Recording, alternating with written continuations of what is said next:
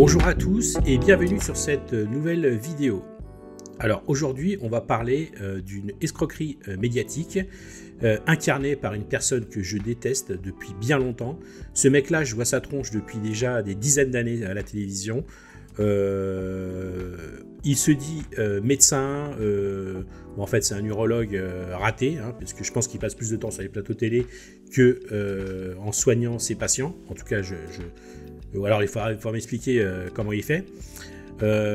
C'est Michel Simès. Donc voilà, Michel Simès, c'est lui.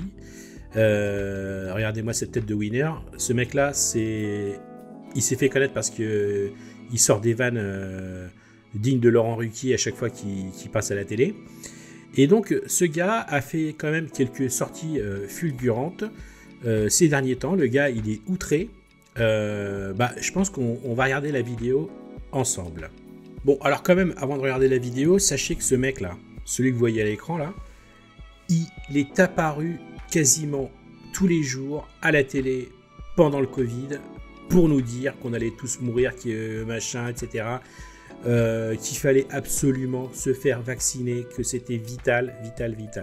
Alors, le gars, s'il traite certaines des personnes comme des anti-vax, lui, c'est un pro-vax complètement demeuré.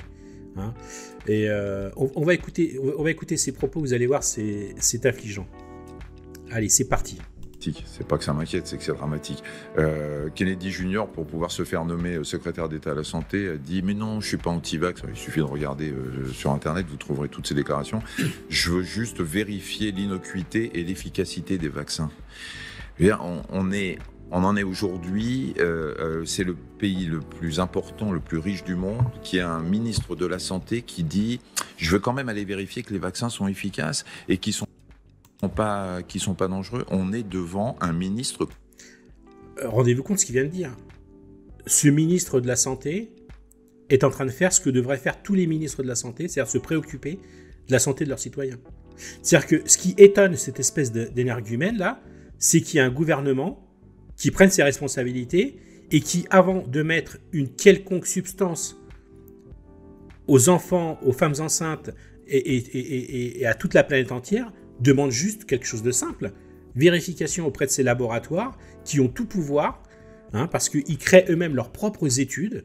Donc comment voulez-vous que cela fonctionne? Demande juste quelque chose de simple. On va vérifier si votre truc là fonctionne et ne risque pas de tuer des gens à court, moyen, long terme.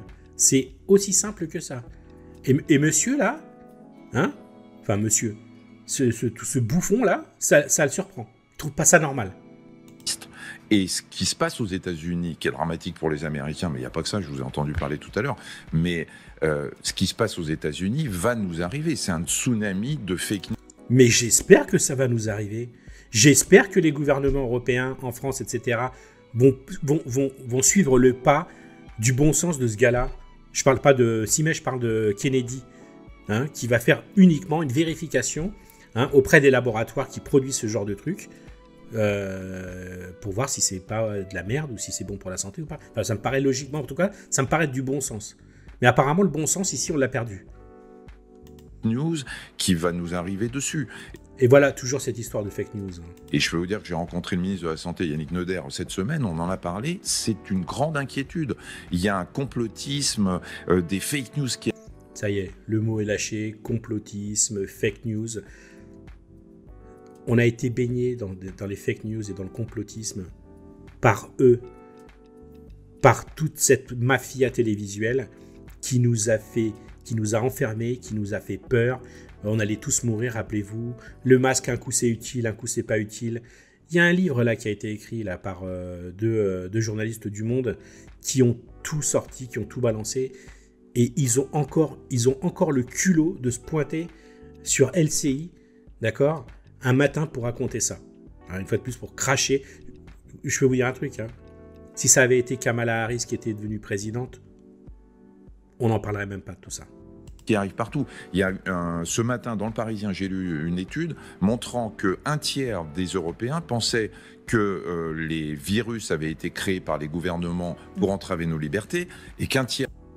C'est normal qu'on se pose ce genre de questions. Parce que lorsqu'on avait émis cette hypothèse, et je me souviens du professeur Montagnier qui avait dit sur CNews, j'ai des doutes par rapport aux séquences du virus, ça a l'air d'être, ce n'est pas naturel, c'est quelque chose qui est fait je ne sais pas comment il a fait, enfin c'est son boulot, il trouvait que ça avait l'air synthétique. Non, complotisme, vous racontez n'importe quoi, le gars on l'a enterré, c'est comme un prix Nobel, hein, c'est celui qui a découvert le virus du sida, etc. On l'a enterré sans honneur, sans rien du tout. Et puis là, maintenant, on apprend, hein, puisque c'est acté, c'est avoué, que le truc s'est échappé d'un laboratoire. Alors, déjà, il est sorti d'un labo. C'est pas un pangolin et une chauve-souris qui ont copulé. Déjà, ça, on a changé de discours. Mais quelle est la différence réellement ? Elle est infime entre le fait de dire qu'il s'est échappé d'un laboratoire ou qu'on l'a fait échapper. Moi, je pense qu'on est en droit de se poser la question. Hein, je ne dirais pas que c'est pas du complotisme. C'est peut-être avoir une pincée de bon sens ou de réflexion. Je dis ça, je dis rien. Mais voilà, ça y est. On a fait un article, on a fait un sondage dans le Parisien, dans le machin. Allez, c'est parti, on est tous complètement complotistes, etc., etc., quoi. Un tiers des Européens et un tiers des Français pensaient qu'il existait un traitement contre le cancer, mais que pour des intérêts commerciaux, ce traitement contre le cancer n'était pas utilisé, n'était pas rendu. L'histoire du traitement contre le cancer, on est en droit de se poser la question. D'accord ? En tout cas, ce qui est certain, c'est que depuis leur vaccin non vérifié, parce que je pense que s'il avait été vérifié à la manière de Robert Kennedy Jr., peut-être qu'on n'en serait pas là, avec une augmentation de plus de 144% de cancer à tout âge, et surtout plus de 300% d'augmentation chez les plus jeunes. C'est quoi ? C'est du réchauffement climatique ? Hein ? C'est ça ? C'est la malbouffe ? Mais c'est pas depuis 2021 qu'on bouffe mal. C'est bien avant, et les cancers arrivent maintenant. C'est étonnant, n'est-ce pas ? Sans compter tous les cas d'AVC, tous les cas de problèmes cardiovasculaires, de coagulation, etc., etc., etc. Forcément, c'est soit dû au grand froid l'hiver, soit au réchauffement climatique l'été.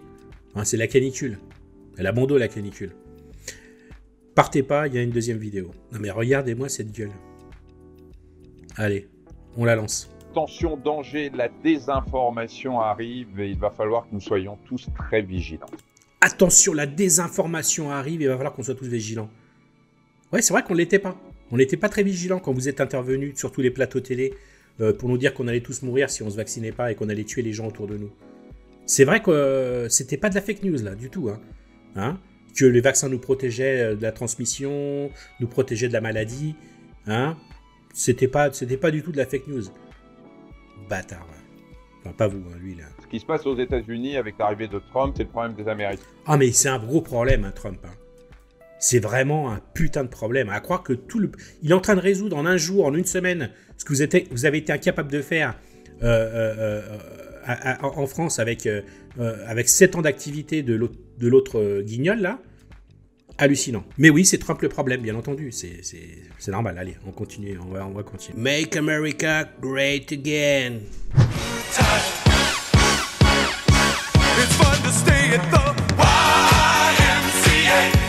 Même si on sait qu'il y aura des conséquences économiques mondiales. Mais ce qui m'inquiète le plus aujourd'hui, c'est l'arrivée de Kennedy Jr. comme secrétaire d'État. Ce type-là est obsédé. Ce type est obsédé par Kennedy, qui arrive au ministère de la Santé américaine. Quoi. Il est obsédé. À la santé. C'est comme si on nommait ministre de la Santé chez nous un anti-vax notoire.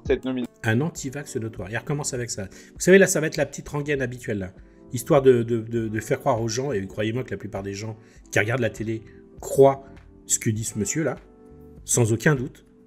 La plupart des gens avec qui je parle, hein, que ce soit des jeunes ou des moins jeunes, qui sont abreuvés, qui regardent la télévision, ont tous le même discours. Ils adhèrent à 100% ce que dit ce genre de bouffon-là. La nation va booster tous les complotistes du monde, y compris chez nous. Chaque déclaration. Ça va booster tous les complotistes du monde. Hein. Ça, oh là là, on est boosté là. Ouais. De Kennedy sera reprise par les réseaux sociaux, amplifiée, déformée. Cela demande non seulement une grande vigilance, mais également une grande réactivité de la part de tous ceux qui sont responsables de la santé en France. Gouvernement. Ouais, des gens comme toi. Responsable de la santé. Administration, institutions, informateurs, nous devons tous réagir immédiatement en cas de désinformation manifeste sur les sujets santé, y compris et surtout nous, médecins. Chers confrères, vous allez peut-être devoir répondre à vos patients inquiets sur ce qu'ils... Donc déjà, le gars se permet de donner des ordres à ses confrères, d'accord, qui ont fait tout autant d'années d'études que lui, voire plus. Mais il se permet de donner des leçons, hein, sur ce qu'il faut faire. C'est ce qu'on a essayé de faire d'ailleurs pendant le Covid, hein. Interdiction de prescrire, interdiction de soigner, restez chez vous, prenez du Doliprane, et si vous commencez à vous sentir mal, en gros, si vous êtes en train de mourir, en train de vous étouffer, venez à l'hôpital. Voilà, venez à l'hôpital, on passera directement entre quatre planches. Ils ont lu ou entendu, notamment sur les vaccins, il faudra savoir répondre et rassurer. Le Conseil de l'Ordre des médecins doit sanctionner immédiatement ceux qui épousent les thèses les plus farfelues. L'Ordre des médecins. Alors ça, c'est une autre mafia. On a accusé de bons médecins de soigner les gens, juste de les recevoir ou voire même de leur prescrire un simple antibiotique comme l'azithromycine. On les a mis au banc des accusés pour essayer de soigner leurs patients. C'est ça l'Ordre des médecins. D'accord ? C'est ni plus ni moins qu'un ordre aux ordres du gouvernement. Parce que quand on agit à l'unisson comme ça, de la sorte, comme ça a pu être le cas, parce je tiens vraiment, il ne faut pas oublier cette période. Il ne faut vraiment pas oublier cette période, parce que ça va nous revenir sur le coin de la gueule. Et vraiment ne pas oublier. Parce qu'avec des mecs comme ça, là, avec ce genre de type-là, c'est eux qui nous ont mis dans la merde. En nous racontant des bobards à longueur de journée, en nous faisant peur à longueur de journée. Et après, ces gens-là montrent du doigt des prises de décision qui vont dans le bon sens. C'est-à-dire vérifier les vaccins, vérifier les médicaments. Ça les arrange pas, mais je pense savoir pourquoi, je vous l'expliquerai après. J'ai été récemment invité à débattre avec un auteur anti-vax à l'occasion de la sortie de son livre. Il a été amené à débattre, regardez sa réponse. J'ai refusé. Les médias ont... Ah, il a refusé. Rendez-vous compte, il a refusé, parce que tu comprends, on ne mélange pas les torchons et les torchons et les serviettes, vous voyez. C'est ces gens-là, c'est avec ces gens-là qu'on peut... voilà, il n'y a pas de débat en fait. C'est soit tu es d'accord avec moi et tu as le droit de t'exprimer, soit tu fermes ta gueule. Ça s'appelle de la censure. Hein, ça s'appelle de la censure. C'est-à-dire qu'il n'y a pas de débat public, il n'y a pas de contradiction. C'est ce que je dis et c'est la vérité, point barre. C'est là que ça s'arrête. Ont aussi leur rôle à jouer, ne doivent pas donner la parole aux désinformateurs. Oui, nous sommes un pays dans lequel la liberté de parole est fondamentale. Chacun a le droit de s'exprimer. Bah, apparemment non. Apparemment non. Il n'y a que des gens qui pensent comme toi qui ont le droit de s'exprimer. Le reste, comme tu l'as dit tout à l'heure, hein, ce sont des complotismes, c'est des fake news. Voilà. Et c'est les mêmes personnages, vous voyez, qui veulent quitter X parce que vous comprenez, ça devient insupportable. La parole est donnée à tout le monde. Ils en peuvent pas. Ça c'est très compliqué. Mais parce qu'ils n'ont pas d'argument en fait à opposer à ces soi-disant fake news. Ils n'ont pas d'argument. Mais c'est des fake news. Ça va très vite. Hein. Vous savez que lorsque vous voulez disqualifier quelqu'un, c'est fake news. Lorsque vous voulez faire piquer votre chien, il a la rage. Voilà. Mais pas pour mettre en danger la vie d'autrui. Attention. Pas pour mettre en danger la vie d'autrui. Mais c'est ce que vous avez fait, bande de bouffons. Vous avez fait piquer des femmes enceintes. Jamais, dans l'histoire de la vaccination, on a vacciné des femmes pendant leur grossesse. Jamais. D'accord ? Même une simple anesthésie chez le dentiste, on évite de la faire lorsque vous êtes enceinte. On vous empêche de manger du jambon cru, des fromages non pasteurisés, des crustacés, des crevettes, tout ça c'est interdit. Par contre, le vaccin, qui n'a même pas été testé, ça on pouvait y aller les yeux fermés. Vous vous foutez de la gueule de qui ? Alors, je vais vous dire pourquoi cet imbécile, ça l'intéresse autant. Parce que ce gars-là, qu'on appelle aussi le Dr Good ou je sais pas quoi, il a des magazines sur la santé. Il anime des émissions sur la santé. Dans ces magazines sur la santé, 95% des publicités qui sont dans son magazine sont financées par les laboratoires pharmaceutiques, d'accord, qui vendent leurs médicaments à longueur de journée. Donc, il ne va pas aller contre la manne financière qu'il détient. Ce type-là, ça fait des dizaines d'années qu'il se propage sur les plateaux télé en train de ramasser votre argent parce qu'il sévit sur le service public pour raconter de la merde. Et ces donneurs de leçons là, je ne les supporte plus. Je ne les supporte plus. Il est en train de défendre son beefsteak. Et moi, je ne souhaite qu'une chose, justement. C'est que des gars comme Elon Musk, comme Trump, justement, qui s'occupent de leur cas.